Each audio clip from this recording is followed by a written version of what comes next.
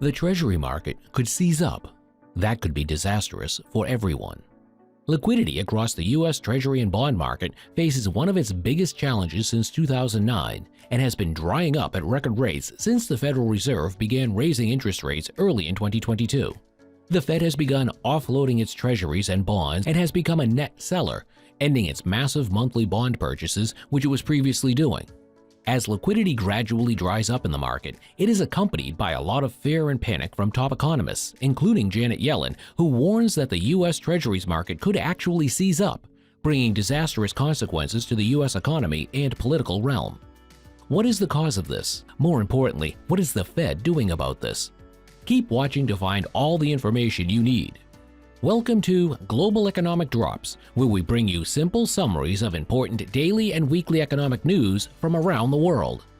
Our mission is to simplify the economy and make you navigate the treacherous waters facing investors today. So before we get into today's videos, hit the subscribe button and turn on post notifications by clicking the bell icon. And if you find our news brief valuable, don't forget to hit the like button. Leave a comment down below telling us just what you think is going on with the state of the world, and share this video with a friend or two so that you can all stay updated together. Thanks for watching. Now let's get into it. The rise in interest rates is causing fears that the Treasury market might pack up anytime soon. As rates keep rising, it's causing bond market liquidity to gradually dry up. Janet Yellen, Treasury Secretary, is worried about a loss of liquidity in the market. As the Fed reduces the liquidity of the market, it leads to a volatility, which leads to more illiquidity and even more volatility. Henry Barker calls this an illiquidity spiral. The Merrill Lynch Option Volatility Estimate (MOVE) Index, an indicator of U.S. interest rate volatility, has shown how violent the market is. The index, which is used to measure bond market volatility, is at its highest since mid-2009. Some strategists believe this is just the beginning, like Richard Farr, chief marketing strategist at Merrill Capital. He believes central banks would sell more treasuries as a means to raise USD and defend their own currencies as US rates continue to rise. This is bearish for bonds and would cause yields to rise. Bond yields are hammering stocks.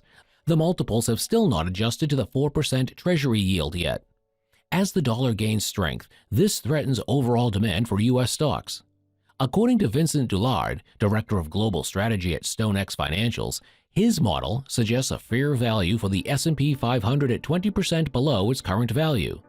Put simply, expect a tremendous stock market crash. When assets such as stocks and homes are on the rise, you get what's called the wealth effect. Essentially, households begin to spend more money as their investment portfolios and assets increase in value. According to SMBC Nikko Securities Chief Joe Lavrona, customers spend 10 cents and 3 cents more for every dollar increase in home appreciation and increased stock market wealth, respectively. This also applies in reverse, as a negative wealth effect promotes more savings and less spending. As asset values and investment portfolios decrease in value, people begin to spend less and put money on the sidelines out of fear. There is also a problem with the personal savings rate falling below 3.5% in August, about half of what it has been in a decade before the pandemic. With asset values dropping, households are beginning to save again, and when we're already going into a slowing economy and recession, this increased saving mindset will only restrict the economy further.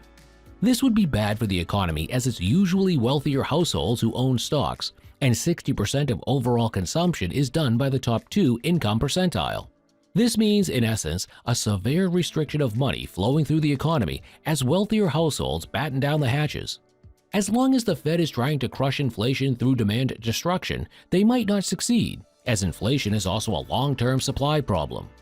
So what we have on hand is a shrinking and tightening economy, falling asset values, stock market crashes, and inflation still running sky high.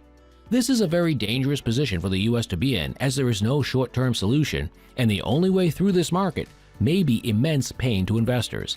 David Einhorn of Greenlights Capital says that fiscal policy is offsetting monetary policy. While the Fed tightens and raises rates, inflation will continue to stick. He points to a paper where the Federal Reserve Bank of Chicago said half of the current inflation we are experiencing stems from the money printing we've already done. The Fed's prior fiscal policy.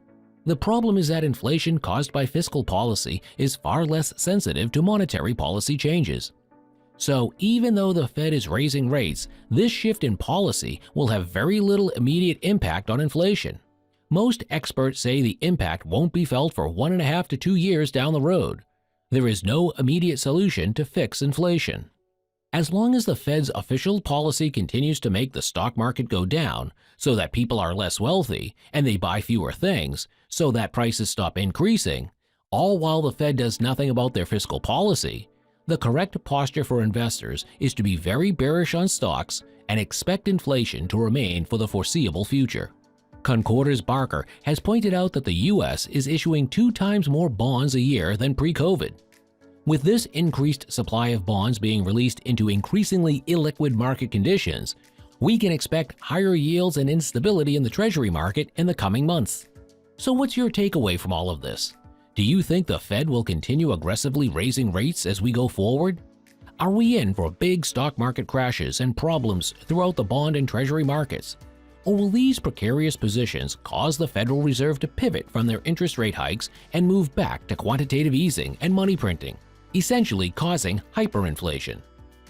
Tell us your thoughts in the comments below.